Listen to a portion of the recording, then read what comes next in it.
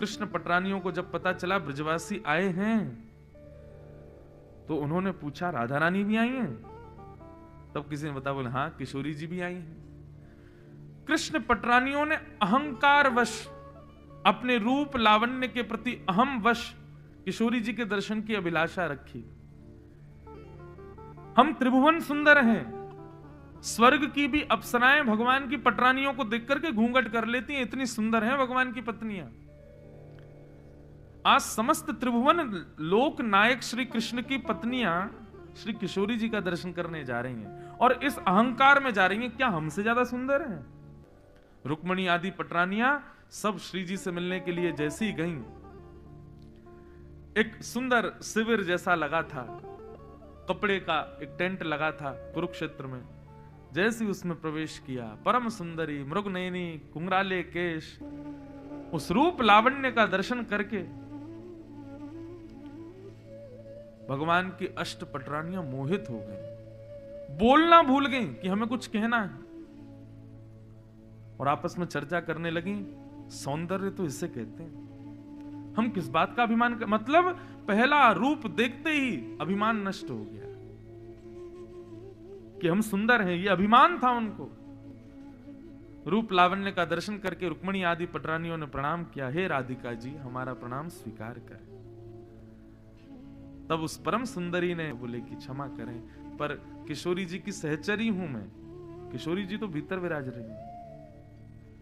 पटरानियों ने भीतर प्रवेश किया तो जो सौंदर्य बाहर देखा उससे भी अति गुना ज्यादा सुंदर, प्रणाम को स्वीकार करो। उस सुंदरी ने भी हृदय से लगाया, बोले नहीं नहीं मैं दासी हूं, श्री जी भीतर विराज रहे हैं और मन में अभिलाषा है द्वारिकाधीश के चित्त में निवास करने वाली श्री जी को एक बार देखूं तो सही। तब मुख्य भवन में प्रवेश किया तो अनंत कोटि उर्वशियों के सौंदर्य को भी लज्जित करने वाली, कोटि कोटि कामनियों को भी लज्जित करने वाली अनंत सुंदरी कन्याएं वहां खड़ी हैं, और उन अनंत सुंदर कन्याओं को भी लज्जित करने वाली परम सुंदरी श्री किशोरी जी मध्य में विराज रही। बोलो वृषभानु दुलारी की जय जय। सोचो, उमड़ घुमड़ के वंशी बजाते हैं ठाकुर जी, कितनी गजगामनी आ जाए, कितनी मृगनैनी आ जाए, ठाकुर जी की वंशी बंद नहीं होती। लेकिन जब देखी वृषभानुजा ही विच उठी हूक, वंशी रह गई हाथ में फिर ना लागी फूंक। ऐसे ही रह जाए ठाकुर, बजे ही ना है वंशी। इसीलिए हमारे वृंदावन में श्री जी घूंघट में रहती हैं ताकि इनकी वंशी बजे, ताकि ये कृपा बरसावे। क्यों? यदि श्री जी ने अपना घूंघट ऊपर कर लियो ना, तो त्रिभुवन नायक श्री कृष्ण भी, वो भी मोहित हो जाते हैं श्री जी के ऊपर। रुक्मणी जी मूर्छित होकर के गिर पड़ी। अद्भुत है बंधुओं हमारी श्यामा जी।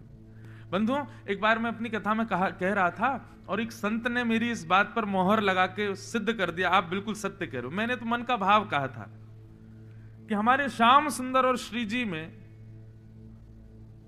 यदि भेद हो तो कितना भेद है।